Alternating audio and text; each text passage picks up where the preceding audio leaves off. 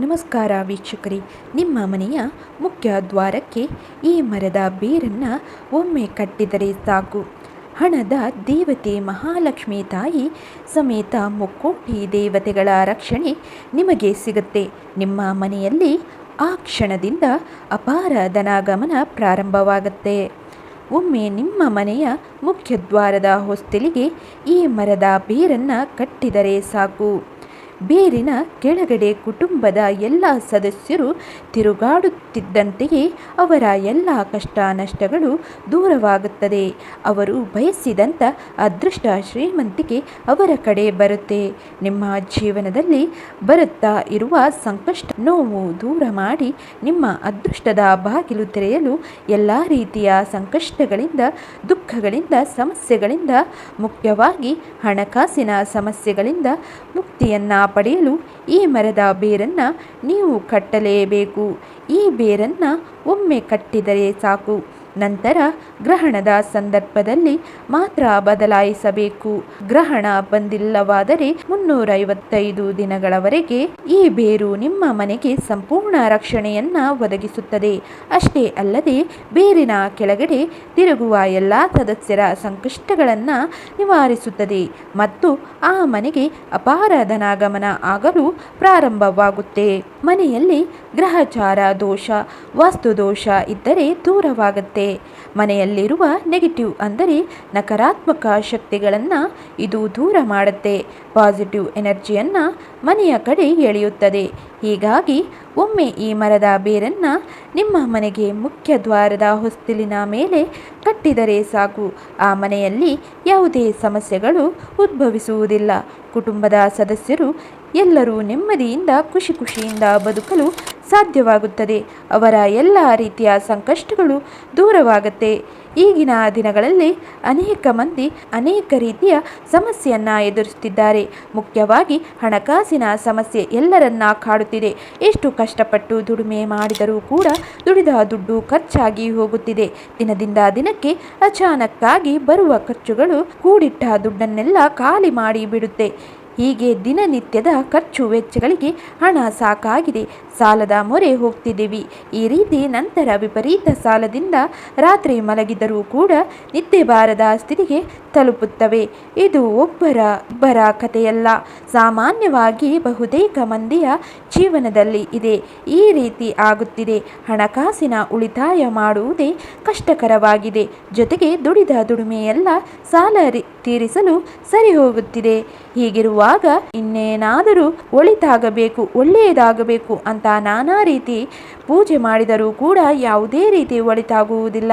ಏನೇ ಪೂಜೆ ಹೋಮ ಮಾಡಿದರೂ ಕೂಡ ವ್ಯರ್ಥವಾಗ್ತಾ ಇರುತ್ತೆ. ಇಂಥವರು ಮಾಡಬೇಕಾಗಿರುವುದು ಇಷ್ಟೇ. ಈ ಮರದ ಬೇರನ್ನು ನಿಮ್ಮ ಮನೆಯ ಮುಖ್ಯ ದ್ವಾರದ ಹೊಸ್ತಿಲಿಗೆ ಒಮ್ಮೆ ಕಟ್ಟಿಬಿಡಬೇಕು. ಒಮ್ಮೆ ಕಟ್ಟಿದರೆ ಸಾಕು.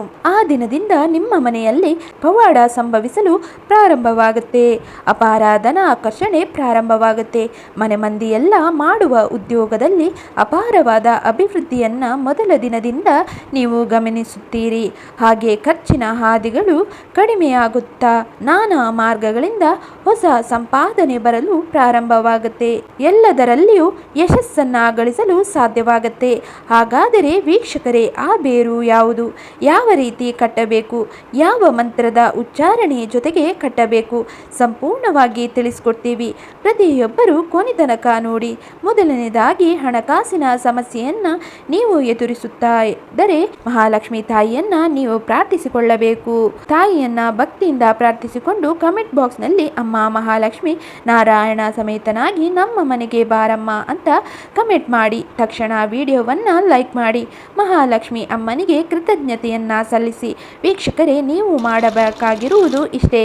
ಯಾವುದೇ ಶುಕ್ರವಾರ ನಿಮ್ಮ ಹತ್ತಿರದ ಆಲದ ಮರದ ಒಂದು ಬೇರನ್ನು ತೆಗೆದುಕೊಂಡು ಬಂದು ಮನೆಯಲ್ಲಿ ಮೊದಲನೇದಾಗಿ ಶುದ್ಧ ಜಲದಿಂದ ತೊಳೆದು ನಂತರ ಶುದ್ಧವಾದ ಹಾಲಿನಿಂದ ಅಥವಾ ಗಂಗಾ ಜಲದಿಂದ ತೊಳೆಯಬೇಕು.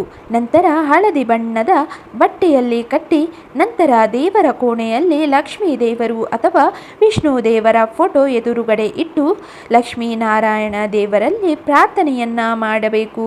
ನಮ್ಮ ಮನೆಯಲ್ಲಿ ಎಲ್ಲರ ಸಂಕಷ್ಟ ನಿವಾರಣೆ ಆಗಬೇಕು, ಎಲ್ಲ ಸದಸ್ಯರ ಸಾಲ ದೂರ ಆಗಬೇಕು. ಎಲ್ಲರ ಕಷ್ಟ ನಿವಾರಣೆಯಾಗಿ ಮನೆಯಲ್ಲಿ ಸದಾ ಸುಖ ಶಾಂತಿ ನೆಮ್ಮದಿ ತುಂಬಿರಬೇಕು. ಎಲ್ಲ ದಿಕ್ಕುಗಳಿಂದ ಹಣದ ಆಕರ್ಷಣೆಯಾಗಬೇಕು.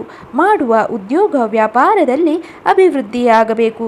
ಎಲ್ಲರ ದುಃಖ ನಿವಾರಣೆಯಾಗಬೇಕು ಅಂತ ಪ್ರಾರ್ಥನೆ ಮಾಡಿಕೊಂಡು ಯಾವುದಾದರೂ ವಿಷ್ಣು ಸಹಸ್ರನಾಮದ ಒಂದು ಶ್ಲೋಕವನ್ನು ಜಪಿಸಿ ನಂತರ ಆ ಬೇರನ್ನು ಮನೆಯ ಮುಖ್ಯ ದ್ವಾರದ ಮೇಲುಗಡೆ ಅದನ್ನು ಒಳಭಾಗದಲ್ಲಿ ಕಟ್ಟಬೇಕು. ಇಲ್ಲವಾದರೆ ನೇತು ಹಾಕಬೇಕು. ಹೀಗೆ ಮುಖ್ಯ ದ್ವಾರದ ಮೇಲೆ ಕಟ್ಟುವಾಗ ರೀಂ ಶ್ರೀಂ ರೀಂ ಈ ಮಂತ್ರವನ್ನು ಜಪಿಸುತ್ತಾ ಕಟ್ಟಬೇಕು. ಹೀಗೆ ಮಾಡುವುದರಿಂದ ಮನೆಯಲ್ಲಿ ಇರುವ ಎಲ್ಲ ಸಂಕಷ್ಟ ದುಃಖ ನಿವಾರಣೆ ಆಗುತ್ತೆ. ವಿಪರೀತ ಧನದ ಆಕರ್ಷಣೆಯಾಗುತ್ತೆ. ಇದಕ್ಕೆ ಮುಖ್ಯ ಕಾರಣ ಆಲದ ಮರದ ಸ್ವಯಂ ಮಹಾವಿಷ್ಣು ನೆಲೆಸಿರ್ತಾನೆ. ಆಲದ ಮರ ಸ್ವಯಂ ಮಹಾವಿಷ್ಣುವಿನ ಸ್ವರೂಪ. ಹಾಗಾಗಿ ಆಲದ ಮರದ ಬೇರನ್ನು ತೆಗೆದುಕೊಂಡು ಬಂದು ಈ ರೀತಿಯಾಗಿ ಪೂಜೆ ಮಾಡುವ ಮೂಲಕ ಮಂತ್ರಿಸಿದ ಬೇರನ್ನು ಮನೆಯ ಹೊಸ್ತಿಲಿನ ಮುಖ್ಯ ದ್ವಾರದ ಮೇಲೆ ಕಟ್ಟುವುದರಿಂದ ಆ ಮನೆಯಲ್ಲಿ ಇರತಕ್ಕಂತಹ ಸಮಸ್ತ ಗ್ರಹಚಾರ ದೋಷ ವಾಸ್ತು ದೋಷ ನಿವಾರಣೆಯಾಗಿ ಸ್ವಯಂ ಮಹಾಲಕ್ಷ್ಮಿ ತಾಯಿ ನಾರಾಯಣ ಸಮೇತಳಾಗಿ ಆ ಮನೆಯಲ್ಲಿ ನೆಲೆಸ್ತಾಳೆ. ನಿಮ್ಮ ಮನೆಯಲ್ಲಿ ಯಾವತ್ತೂ ಹಣಕಾಸಿನ ಸಮಸ್ಯೆ ಬರೋದಿಲ್ಲ. ಈಗಾಗಲೇ ಇರತಕ್ಕಂತಹ ಸಮಸ್ಯೆ ದಿನದಿಂದ ದಿನಕ್ಕೆ ದೂರ ಆಗುತ್ತಾ ಬರುತ್ತೆ. ಮಾಡಿರತಕ್ಕಂತಹ ಸಾಲದಿಂದ ಶೀಘ್ರದಲ್ಲೇ ಮುಕ್ತಿ ಸಿಗುತ್ತೆ. ಅನಾರೋಗ್ಯ ಸಮಸ್ಯೆ ಇದ್ದರೆ ದೂರವಾಗುತ್ತೆ. ಭಗವಾನ್ ಶಿವನಿಗೂ ಮತ್ತು ಮಹಾವಿಷ್ಣುವಿಗೂ ಅತ್ಯಂತ ಪ್ರಿಯವಾದ ಮರವೆಂದರೆ ಅದು ಆಲದ ಮರ. ಹಾಗಾಗಿ ಆಲದ ಮರದ ಬೇರನ್ನು ನೀವು ಮನೆಯಲ್ಲಿ ಕಟ್ಟುವುದರಿಂದ ಲಕ್ಷ್ಮೀನಾರಾಯಣರ ಜೊತೆಗೆ ಪರಮೇಶ್ವರನ ಅನುಗ್ರಹದ ಜೊತೆಗೆ ಮುಕ್ಕೋಟಿ ದೇವತೆಗಳು ಕೂಡ ನಿಮ್ಮ ಮನೆಯಲ್ಲಿ ನೆಲೆಸುತ್ತಾರೆ. ಅಷ್ಟೇ ಅಲ್ಲ, ಹಿಂದಿನ ಕಾಲದಲ್ಲಿ ಮಹಾಮುನಿಗಳು ಕೂಡ ಆಲದ ಮರದ ಕೆಳಗೆ ಕುಳಿತುಕೊಂಡು ತಪಸ್ಸನ್ನ ಮಾಡ್ತಾ ಇದ್ರು. ಯಾಕೆಂದ್ರೆ ಆಲದ ಮರದಲ್ಲಿ ಅಷ್ಟು ದೈವಿಕ ಶಕ್ತಿ ಇದೆ. ಹಾಗಾಗಿ ಆಲದ ಮರದ ಬೇರನ್ನು ನಿಮ್ಮ ಮನೆಯಲ್ಲಿ ತಂದು ಕಟ್ಟುವುದರಿಂದ ಆ ಮನೆಯಲ್ಲಿ ಅಪಾರವಾದ ಹಣ ಆಕರ್ಷಣೆ ಪ್ರಾರಂಭವಾಗುತ್ತೆ. ಧನ ಸಂಪತ್ತು ಹರಿದು ಬರಲು ಪ್ರಾರಂಭವಾಗುತ್ತೆ. ದೈವ ಬಲ ಸದಾ ಇರುತ್ತೆ. ಯಾರ ಮನೆಯಲ್ಲಿ ದೈವ ಶಕ್ತಿಗಳು ನೆಲೆಸುತ್ತಾರೆ ಆ ಮನೆಯಲ್ಲಿ ಯಾವತ್ತೂ ಯಾವುದೇ ವಿಷಯದಲ್ಲಿ ಸಮಸ್ಯೆ ಬರಲು ಸಾಧ್ಯವಾಗುವುದಿಲ್ಲ. ಅಷ್ಟೇ ಅಲ್ಲ, ನಿಮ್ಮ ಮೇಲೆ ಯಾವುದೇ ಮಾಟ ಮಂತ್ರ ಪ್ರಯೋಗ ಮಾಡಿದ್ದರೂ ಕೂಡ ಎಲ್ಲವೂ ನಿವಾರಣೆಯಾಗುತ್ತೆ. ದುಷ್ಟ ಶಕ್ತಿಗಳು ನಕಾರಾತ್ಮಕ ಶಕ್ತಿಗಳು ನಿಮ್ಮ ಮನೆಯಿಂದ ಓಡಿ ಹೋಗುತ್ತೆ. ನಿಮ್ಮ ಮನೆಗೆ ಭಗವಂತನ ಸಂಪೂರ್ಣ ರಕ್ಷಣೆ ಸಿಗುತ್ತೆ.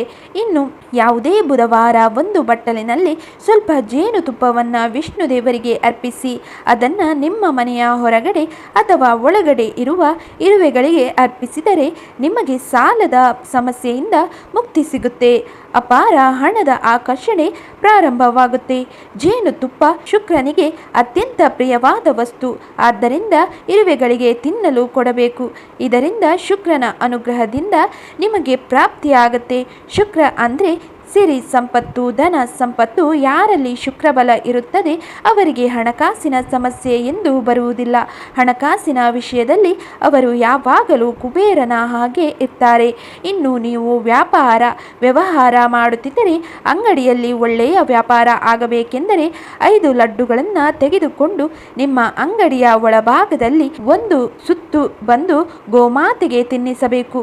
ನಿಮ್ಮ ಅಂಗಡಿಯ ವ್ಯಾಪಾರದಲ್ಲಿ ಅತ್ಯಧಿಕ ಲಾಭವನ್ನು ಗಳಿಸುತ್ತೀರಿ. ನಿಮ್ಮ ವ್ಯಾಪಾರ ದುಪ್ಪಟ್ಟಾಗುತ್ತದೆ. ವ್ಯಾಪಾರದಲ್ಲಿ ಹಣಕಾಸಿನ ವಿಷಯದಲ್ಲಿ ಸಾಕಷ್ಟು ಅಭಿವೃದ್ಧಿಯನ್ನ ನೋಡ್ತೀರಿ. ವೀಕ್ಷಕರೇ, ನೋಡಿದ್ರಲ್ಲ, ಈ 2 ಉಪಾಯವನ್ನ ಮಾಡುವ ಮೂಲಕ ನಿಮ್ಮನ್ನ ಕಾಡುತ್ತಿರುವ ಎಲ್ಲಾ ರೀತಿಯ ಸಮಸ್ಯೆಗಳಿಂದ ಮುಕ್ತಿ ಪಡೆದು ಸುಖ ಶಾಂತಿ ನೆಮ್ಮದಿಯಿಂದ ಬದುಕಬಹುದು. ಅಪಾರವಾದ ಧನ ಸಂಪತ್ತನ್ನ ಆಕರ್ಷಣೆ ಮಾಡಿ ಕುಬೇರನ ಹಾಗೆ ಬದುಕಬಹುದು. ವೀಕ್ಷಕರೇ, ಪ್ರತಿಯೊಬ್ಬರು ಈ ಮಾಹಿತಿ ಸ್ವಲ್ಪ ಇಷ್ಟವಾದರೂ ನಿಮ್ಮ ಸ್ನೇಹಿತರಿಗೆ ಕುಟುಂಬದವರಿಗೆ ಈ ಕೂಡಲೇ ಶೇರ್ ಮಾಡಿ, ವಿಡಿಯೋವನ್ನು ಲೈಕ್ ಮಾಡಿ. ಇದೇ ರೀತಿಯ ಹೆಚ್ಚಿನ ಉಪಯುಕ್ತ ವಿಡಿಯೋಗಳಿಗಾಗಿ ಈ ಕೂಡಲೇ ನಮ್ಮ ಧನಾಕರ್ಷಣೆ ಯೂಟ್ಯೂಬ್ ಚಾನಲನ್ನು ಸಬ್ಸ್ಕ್ರೈಬ್ ಮಾಡಿಕೊಳ್ಳಿ. ನಮಸ್ಕಾರ.